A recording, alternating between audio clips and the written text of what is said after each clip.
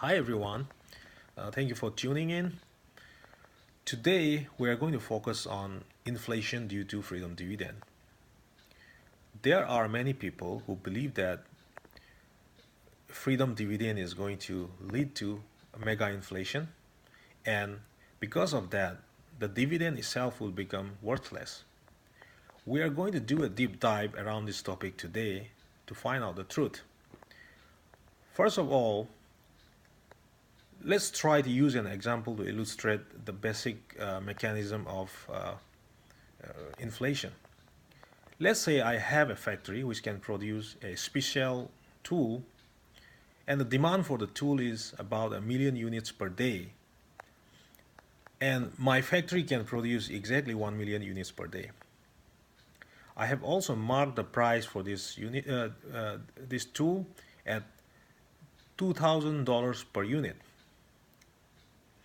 The business goes on as usual, but after a year, what I find out is that the demand has grown to 1.5 million units per day. But I don't have that kind of production capacity. So what I'm going to do is I'm just going to increase the price from $2,000 to $3,000. When I do that, some people will find it unaffordable and they will drop out of the demand pool. I will keep increasing my price until the demand drops down to a million unit again. Let's say that happens when I increase the price to $5,000 per unit.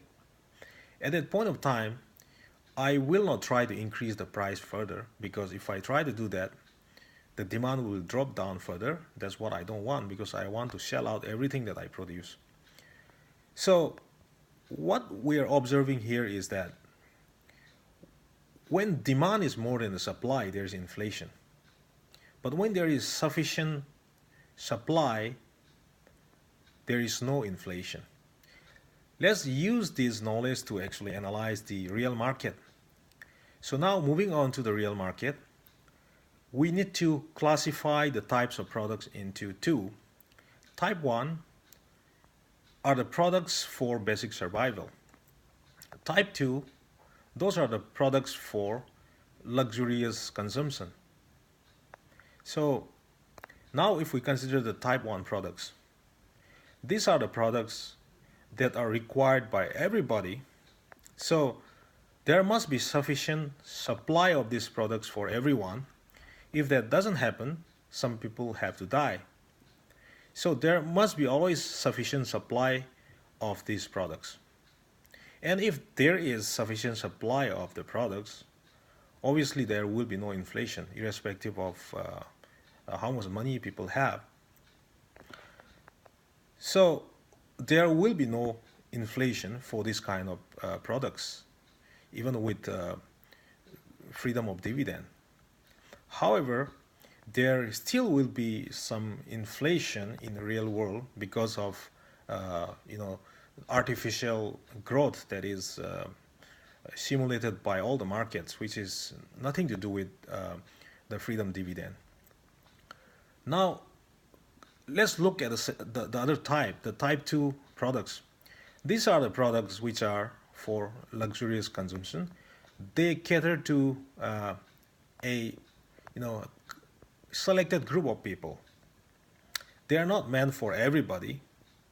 So these are products produced with limited capacity.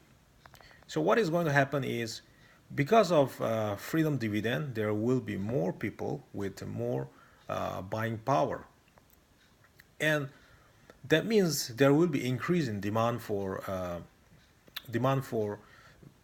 high-end luxurious products. However, because of limited supply, there will be increase in price. So there will be inflation for type 2 products. From here, what we can conclude is that there will be no inflation for products for basic survival. However, there can be inflation for luxurious products. So this is good because the freedom dividend is doing exactly what it is intended to do. to help people who need survival. So from today, if somebody try to convince you that freedom dividend is going to fail because of inflation, we have the answer that this will work like a miracle. Thank you for watching and stay tuned. Bye-bye.